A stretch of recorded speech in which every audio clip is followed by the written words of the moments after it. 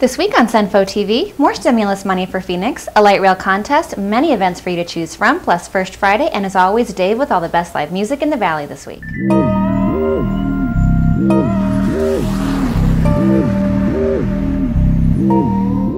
Welcome to Cptv. I'm Jackie Johnson. And I'm Dave Brookhauser. So Jackie, we have a new segment. We do. We have a First Friday segment. We thought we'd give everyone a list of who's showing what at what galleries and all the best spots to hit.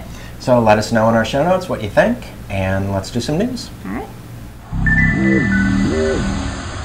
The City of Phoenix is receiving more federal stimulus money. This time we're getting almost $90 million, and it's all for transportation projects. Some of it will go to 2 new park and ride lots, a new transit center, and some bus stop updates, which will finally include some shade canopies, and of course our favorite, expansion of the light rail. Speaking of the light rail, there's a new contest running between Phoenix and Mesa.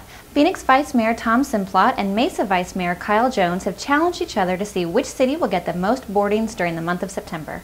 They'll base the results off of the number of boardings at the Phoenix Park and Ride station at 19th Avenue in Montebello and the Mesa Park and Ride at Sycamore in Maine.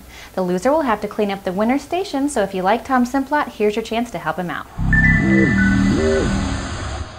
This First Friday, you can see some exhibitions at Heritage Square. There will be works by several local artists, including painter Lady J, aerosol artist Gabrielle Sandoval, and photographer Sean Deckert, who is also putting this whole event together. And if you're at the Heritage Square anyway, you can pop into the Rosin House at 6:30 for a lecture about Arizona's women artists.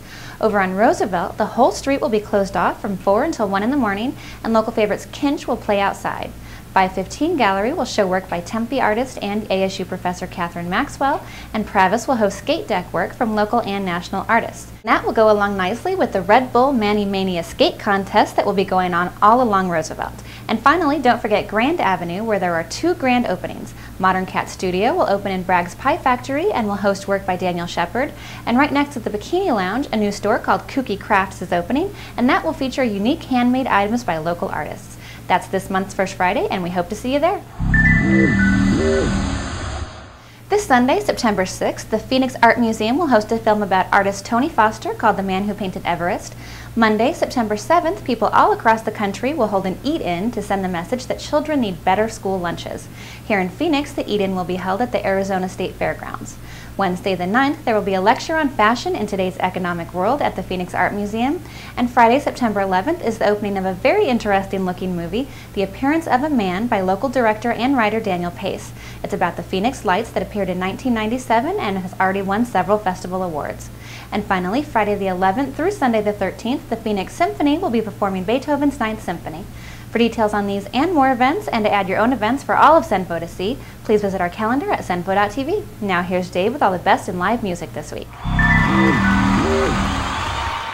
Friday, September 4th, local jazz band Sonorous will play a free show at the Lost Leaf. Local power pop band The Breakup Society will be at the Ruby Room.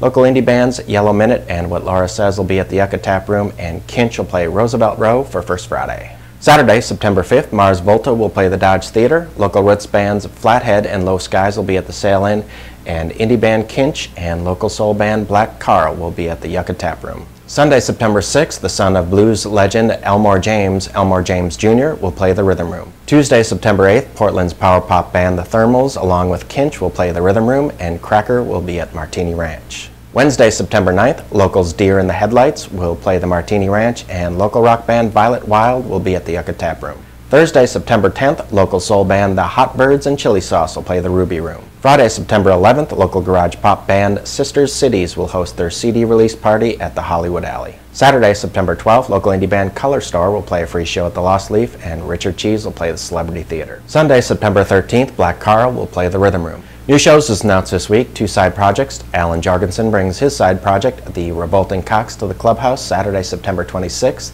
and Maynard brings his side project, Pussifer, to the Orpheum Theater December 3rd and 4th. That's it for this week. For all the bars, bands, and links, they're all in our show notes at cnfo.tv.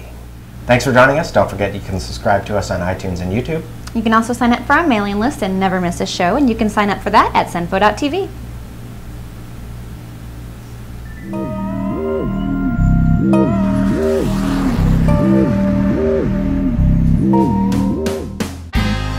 That will a little bit down, right there, right there.